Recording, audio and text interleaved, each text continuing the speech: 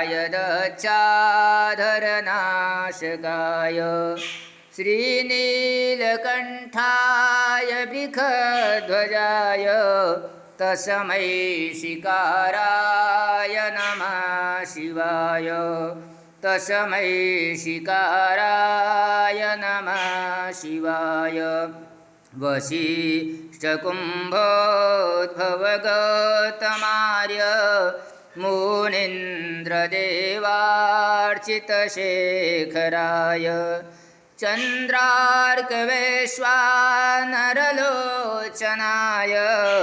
तस्मै वकाराय नमः शिवाय तस्मै वकाराय नमः शिवाय यच्चास्वरूपाय जटाधराय पिनाकहस्ताय सनातनाय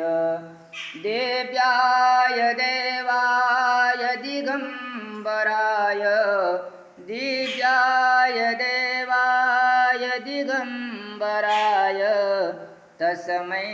यकाराय नमः शिवाय तस्मै यकाराय नमः शिवाय सानन्दमानन्दवने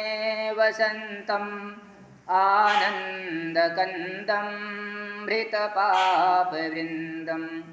वाराणसीनाथमनाथनाथं श्रीविश्वनाथं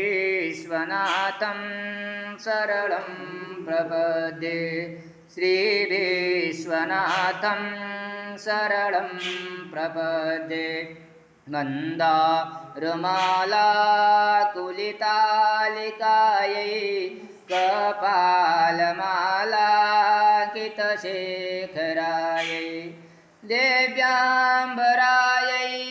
च दिगम्बरायै नमः शिवायै च नमः शिवायै नमः शिवायै च नमः शिवाय भगवते श्री सांब सदा शिवाय नमः।